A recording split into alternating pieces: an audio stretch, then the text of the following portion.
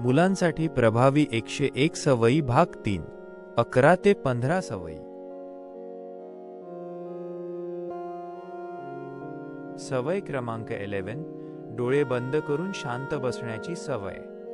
काही करण्यापेक्षा काही न करणं हे खरं तर अत्यंत अवघड मानलं जातं आणि काही न करणं याला ध्यान या नावाने संबोधलं जातं। ध्यानाची अजून एक व्याख्या म्हणजे काही न करणं आणि न करणं हे सुद्धा न करणं। अर्थात अशी सवय जर आपल्या मुलांना लावायची असेल तर सर्वप्रथम त्यांना डोळे बंद करून बसायची सवय लागली पाहिजे आणि डोळे बंद करून काही वेळ बसणं ही सवय मुलांना त्यांचे अंतःचक्षु उघडण्यासाठी नक्कीच मदत करू शकेल। ही सवय मुलांना काय देऊन जाईल? डोळे बंद करून बसल्यामुळे मुलांची एकाग्रता वाढेल। डोळे बंद केल्यावर मुलांच्या विचार करायच्या पद्धतीत अनेकदा आमूलाग्र बदल झालेला दिसून येतो, तर अनेक मुलांच्यात आपोआप शांतपणा, स्थिरता येण्यासाठी डोळे बंद करून बसण्याची सवय ही अत्यंत उपयोगी सिद्ध होते। डोळे बंद करून बसण्याच्या सवयीमुळे आपोआपच मुलांमध्ये श्रद्धा, भक्ती हे गुण दिसायला लागतील। त्याचबरोबर मुलांचे विचार देखील शुद्ध आणि सकारात्मक होण्यासाठी ही सवय उपयोगी पडेल। ही सवय कशी लावाल? लहान मुलांना तुम्ही हे सांगितलं की डोळे बंद केल्यानंतर तुम्हाला तुमच्या आतील दुनिया दिसायला लागेल, तुमच्या आतील जग दिसायला लागेल, तर त्या उत्सुकतेपोटी मुलं डोळे बंद करून बसतील। डोळे बंद करून तुमच्या डोळ्यासमोर तुम्हाला काय दिसतं हा प्रश्न मुलांना विचारा।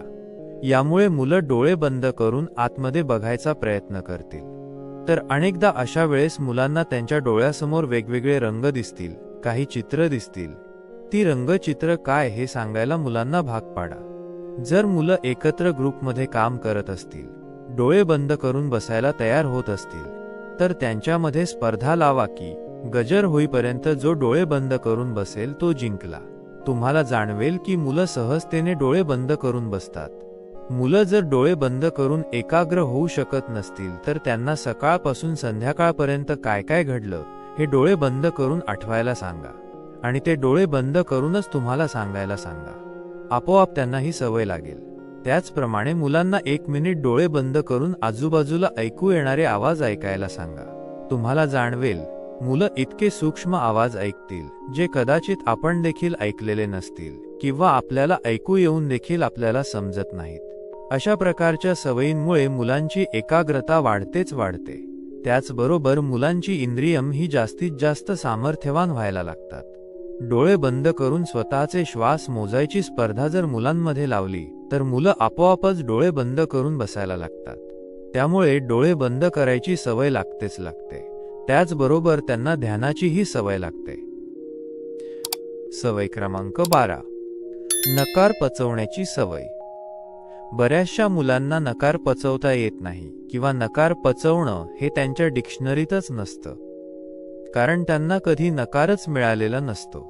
खरं तर यशापेक्षा अपयश पचवणं हेच महत्त्वाचं असतं। ज्या वेळेस मुलांना सगळ्या गोष्टी हव्या तशा मिळायला लागतात, मागतील ती गोष्ट मिळायला लागते, त्यावेळेला त्यांच्यामध्ये नकार पचवायची सवय तयार होत नाही। या जगात तेच लोक यशस्वी ठरतात जे नकार पचवू शकतात, कारण नकार पचवल्यानंतरच पुढची पायरी दिसत असते। ज्या मुलांमध्ये नकार पचवायची शक्ती नसते ती मुलं नेहमी हट्टी बनतात किंवा एकलकोंडी बनतात। यासाठी मुलांमध्ये नकार पचवायची सवय ही पालकांनी तयार करायला हवी। हवी ती गोष्ट मिळायला लागते, त्यावेळेला नाही हा शब्द त्यांच्या डिक्शनरीतून बाहेर जायला लागतो। प्रत्येक गोष्ट मला मिळालीच पाहिजे हा गैरसमज त्यांच्या मनामध्ये निर्माण व्हायला लागतो। त्यासाठी मुलांमध्ये नकार पचवायची सवय जाणीवपूर्वक तयार केली पाहिजे। ही सवय मुलांना काय देऊन जाईल? सर्वप्रथम, या जगामध्ये मी जे मागेन ते मला मिळेल हा दुराग्रह मुलांच्या मनामध्ये तयार होत नाही। जेव्हा मुलांना एखाद्या गोष्टीसाठी नकार मिळतो तेव्हा ती गोष्ट मला का मिळावी यासाठी ते निगोशिएट करायला सुरुवात करतात आणि त्यांच्यामध्ये आपोआपच निगोशिएट करणं ही कला विस्तार करायला लागते। ज्या वेळेस मुलांना नकार मिळतो आणि ती मुलं नकार पचवायला लागतात त्यावेळेस ती मुलं जास्त समंजस, जास्त शांत बनतात। ही सवय कशी लावाल? आपल्या मुलांना काय हवं, काय नको हे जर पालकांना नक्की माहीत असेल तर मुलांच्या प्रत्येक हट्टाला पालक बळी पडत नाहीत. मुलांमध्ये नकार पचवायची ताकद, शक्ती तयार करायची असेल तर सर्वप्रथम हे लक्षात घ्यायला हवं की मुलांचा प्रत्येक हट्ट आपण पूर्ण केलाच पाहिजे हे आवश्यक नाही. मुलांनी एखादी गोष्ट मागितली तर ती लगेच न देता ती त्याला का हवी यावर जर मुलांना बोलतं केलं तर आपोआपच मुलांमध्ये आणि पालकांमध्ये संवाद तयार होतो. त्याचप्रमाणे ती गोष्ट मला का हवी हे मुलं पटवून द्यायला सुरुवात करतात. त्यावेळेस मुलांची संवादशक्ती वाढते. त्याचबरोबर मला प्रत्येक गोष्ट मिळालीच पाहिजे हा दुराग्रह मुलांच्या मनामधून निघून जातो. सुरुवातीला जेव्हा तुम्ही मुलांना एखादी गोष्ट नाही म्हणून सांगाल तेव्हा मुलं चिडतील, हट्ट करतील, रडतील किंवा प्रक्षोभक देखील वागतील, बोलतील. अशा वेळेस जर पालक आपल्या निर्णयावर ठाम राहिले तर मुलांना हे आपसुकच समजायला लागतं की प्रत्येक गोष्ट मला मिळणार नाही. काही गोष्टी मला माझ्या आयुष्यात न मिळण्याची सवय लावून घ्यायला हवी. तुम्ही तुमच्या मुलाला त्याने मागितलेली गोष्ट देणारच असाल तर ती गोष्ट द्यायच्या अगोदर ही गोष्ट तुला का मिळावी यावर मला 2 किंवा 3 पटतील अशी कारणं दे असं त्याला सांगा. तो जेव्हा ती कारणं व्यवस्थित न चिडता न हट्ट करता तुमच्या समोर मांडेल त्याच वेळेस ती गोष्ट त्याला द्या. आपोआपच तुम्ही जेव्हा नाही म्हणाल तेव्हा तो शांतपणे नाही किंवा नकार स्वीकारायला शिकेल. सवय क्रमांक 13. रोज एक नवीन शब्द शिकण्याची सवय. असं म्हटलं जातं की जर एखादा वृद्धावस्थेत गेला पण जर तो रोज शिकत असेल तर मात्र तो तरुण असतो.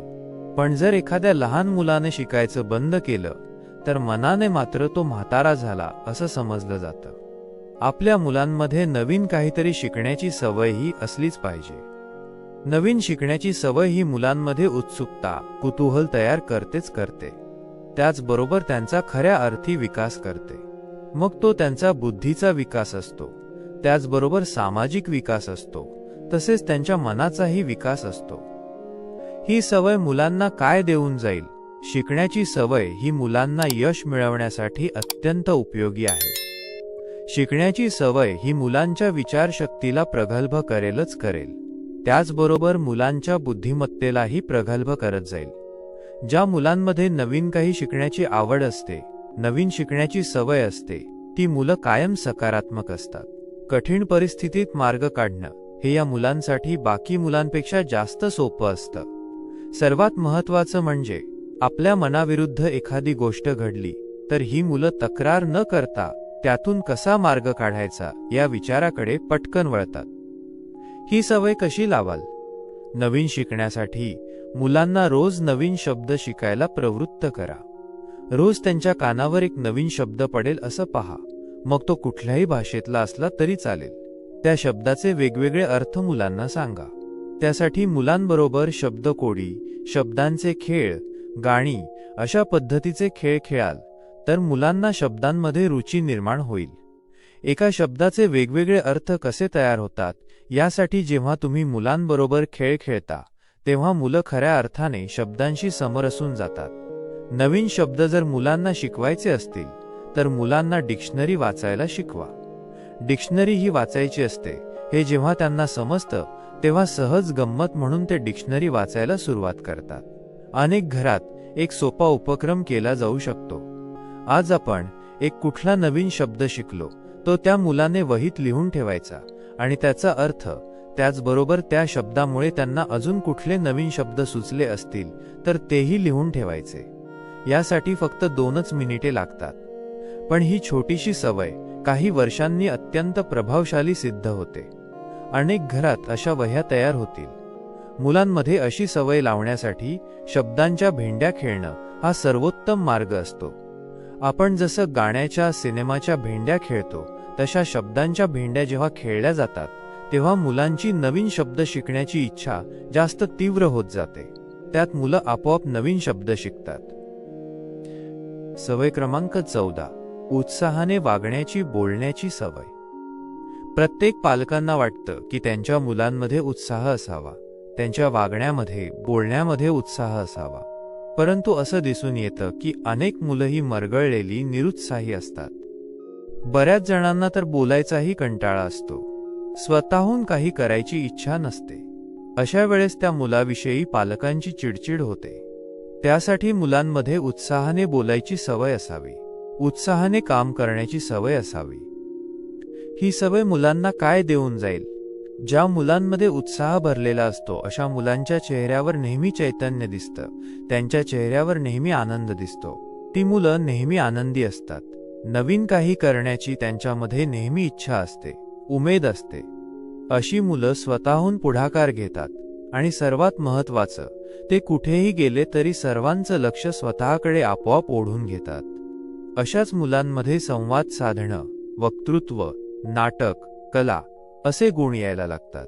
त्याचबरोबर उत्साहाने आनंदानं भरलेली मुलं ही नेतृत्वही सहजतेने करताना दिसतात आणि अशा मुलांचं नेतृत्व बाकी मुलांना देखील मान्य होत असतं.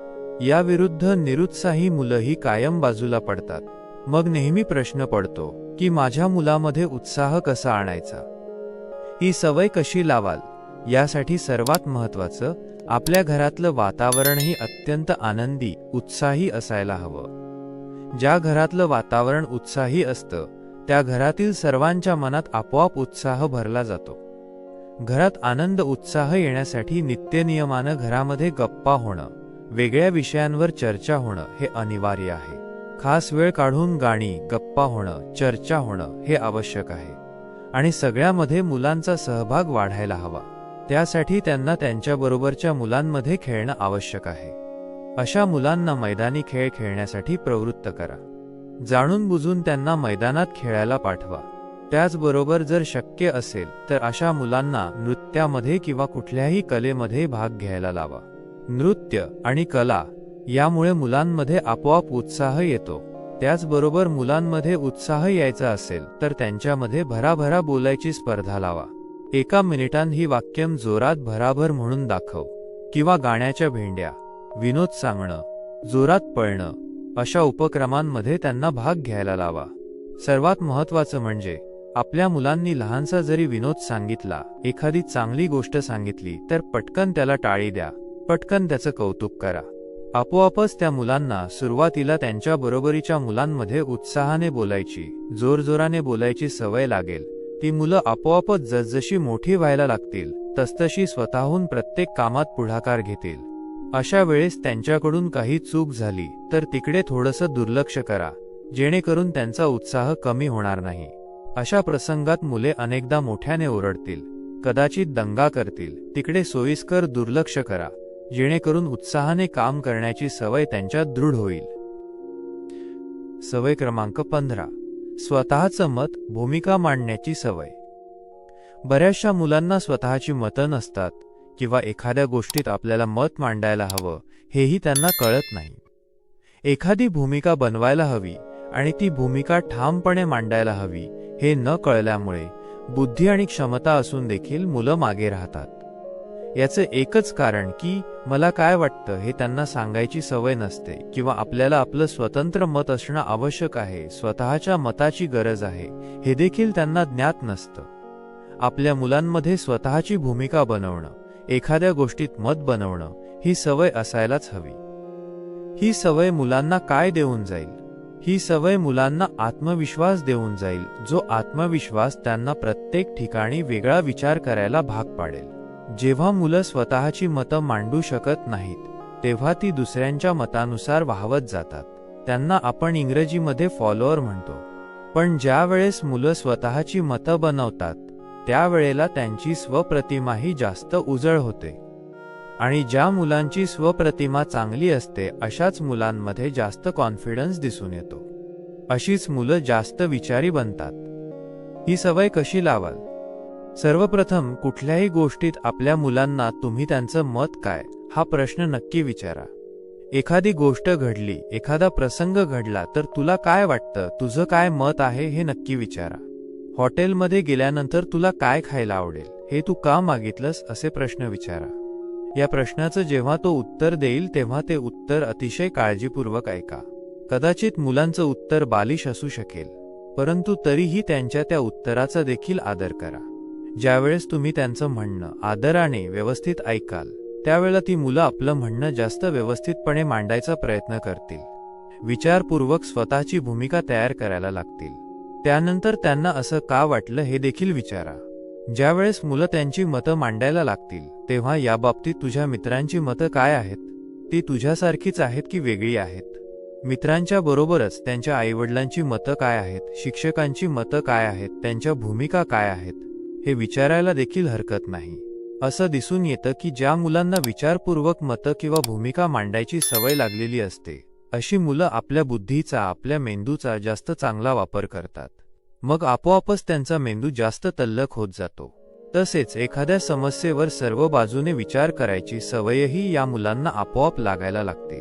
एखाद्या प्रसंगात तुमची मतं मुलांच्या मतापेक्षा वेगळी आली तर त्यांना हे नक्की सांगा की प्रत्येकाला मतं मांडण्याचा अधिकार आहे, पण आपल्या मतावर किती आग्रही असायचं, किती हट्टी असायचं हे ठरवता आलं पाहिजे.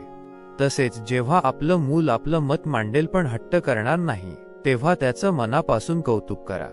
घरातील लहान लहान समस्यांमध्ये जर मुलांची मतं विचारली, ती विचारात घेतली, तर त्याचा मुलांच्या विचारशैलीवर अत्यंत चांगला परिणाम होत जातो. अशी मुलं जास्त समंजस देखील बनतात. माहिती आवडली असेल तर अवश्य शेअर करा.